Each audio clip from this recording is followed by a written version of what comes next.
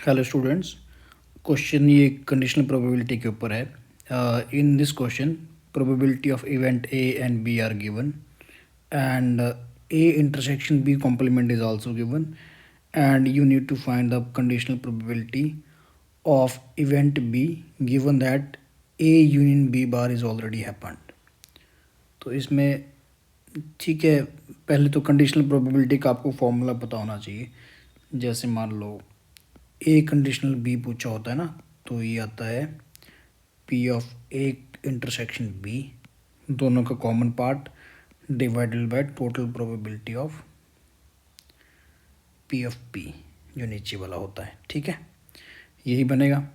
तो ठीक है, पहले मैं इसको लिख देता हूँ जो चीज़ पूछी हुई है फॉर्मूला लगा के, और थोड़ा सा मैं यूजिंग सेट थ्योरीज को सॉल्व भी कर लेता हूँ कि एग्जैक्टली क्या पूछा है। So it will be P B intersection A union B bar divided by, आप इसको स्टूडेंट्स चाहे सेट थ्योरी से कर लो या फिर यूजिंग वेन डायग्राम भी कर सकते हो। मैं आपको दोनों से एक्सप्लेन कर दूंगा। ठीक है, जो ये वाला इवेंट होता है ये बिल्कुल नीचे आता है। ठीक है, और न्यूमरेटर में इन दोनों का इंटरसेक्शन होता है। ठीक है, अब सबसे पहले ये जो न्यूमरेटर में लिखा है बी इंटरसेक्शन, इसको अलग से सॉल्व कर लेते हैं। ये बन जाएगा बी इंटरसेक्शन ए।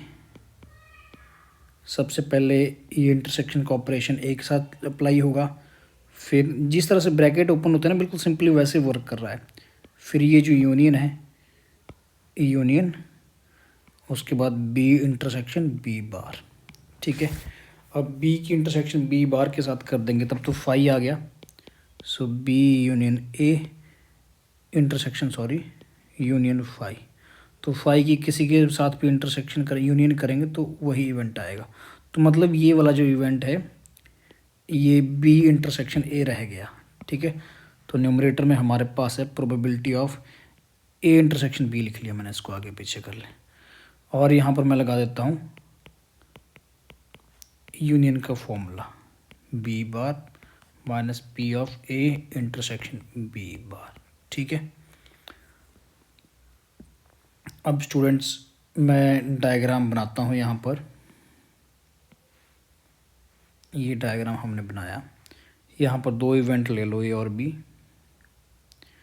क्योंकि आप देखोगे कि ये सारी वैल्यूज़ हमारे पास क्वेश्चन में गिवन है, बट जो न्यूमरेटर की वैल्यू है वो गिवन नहीं है। तो इसको निकालते हैं। This is A, this is B, और जो ये वाली शेड है ना, इसको बोलते हैं ए इंटरसेक्शन बी। और जो इधर रह जाएगा ना, ये होता है A, it is A intersection B bar, क्योंकि बी बार में क्या आएगा, बी के बाहर वाला सब कुछ है ना, और हमने उसकी ए के साथ इंटरसेक्शन कर दी तो यही शेड तो रहेगी। बी बार में ना स्टूडेंट्स, बी के बाहर जितना भी है ना सब कुछ, ये सारा आ रहा है बी बार में सब कुछ। ठीक है, दिस इज़ बी बार, ये येलो शेड करी मैंने।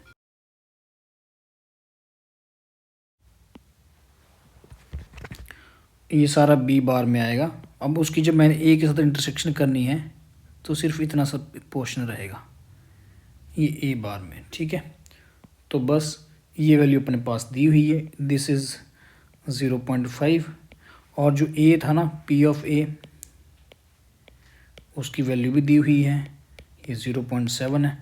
तो दिख रहा है कि जो बच गया ना P of, therefore P of A intersection B, ये बनेगा P A minus P A intersection B bar. ठीक है, तो यह आ जाएगा 0.7 माइनस 0.5, 0.2 आ गया। तो स्टूडेंट्स अब तो वैल्यूज़ ही डालनी है। 0.2, पी ए की वैल्यू 0.7, पी बी बार, अब पी बी की वैल्यू 0.4 है तो यहाँ से पी बी बार भी आ जाएगा 0.6 plus 0.6 and minus this value is 0.5 given. सारा सॉल्व कर लेंगे तो 2 divided by 7 6 13 minus 5 8 2/8, so it is 0.25। ये स्टूडेंट्स इसका आंसर आ गया। ठीक है, तो क्वेश्चन तो देखो इजी है, लेकिन मैंने आपको यहाँ पे शुरू में बोला था कि हम क्या करेंगे, हम इसको यूजिंग वेन डायग्राम भी एक बार एक्सप्लेन करेंगे, जो न्यूमरेटर वाली चीज़ है। ठीक है, तो इसको मैं अलग से अगर मैं डायग्राम बना के यहाँ पे आपको, क्वेश्चन तो हो चुका है, बस थोड़ा सा फर्दर हम इसमें कुछ चीज़ें ऐड कर सकते हैं। जैसे मान लो, फिर से डायग्राम बना देता हूँ। ये मान लो ए है और ये बी है। आपको क्या चाहिए, जो डिनोमिनेटर में यहाँ पे लिखा हुआ है ए यूनियन बी बार, तो बी बार मतलब बी के बाहर सब कुछ, बी के बाहर सब कुछ जो भी है ना, ये वाला, ये सारा बी के बाहर है, तो उसकी ए के साथ भी हमने यूनियन कर दी है ना। पहले बी बार बना देते हैं ना, ये बी बार बना दिया हमने। अब इसमें ए का भी कुछ हिस्सा आ चुका है, मैं स्टूडेंट्स इस वाले को बना रहा हूँ। अब इसकी ए के साथ यूनियन करेंगे, तो ए के साथ यूनियन करते ही ये वाला हिस्सा भी आ जाएगा, है ना। जो ए था, ए पूरा आ गया, और जो बी बार था वो भी यूनियन करके, मतलब वो वाले एलिमेंट्स भी सारे आ गए इसमें, है ना। तो ये पूरा हो गया।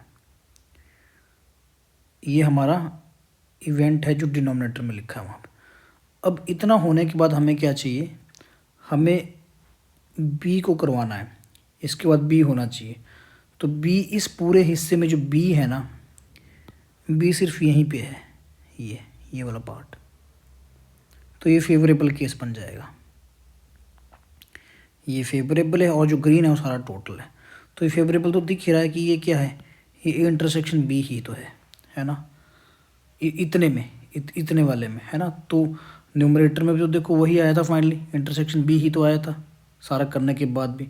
आप डायरेक्टली डायग्राम बनाया करो और वहीं से देखा करो। और डिवाइडेड बाय टोटल केस क्या थे, ए यूनियन बी बार, तो ए यूनियन बी बार तो ठीक है, सारा ग्रीन शेड है, तो उसमें पी ए आता है, पी बी बार आता है, और ये तो फॉर्मूले से डायरेक्ट हो ही जाएगा।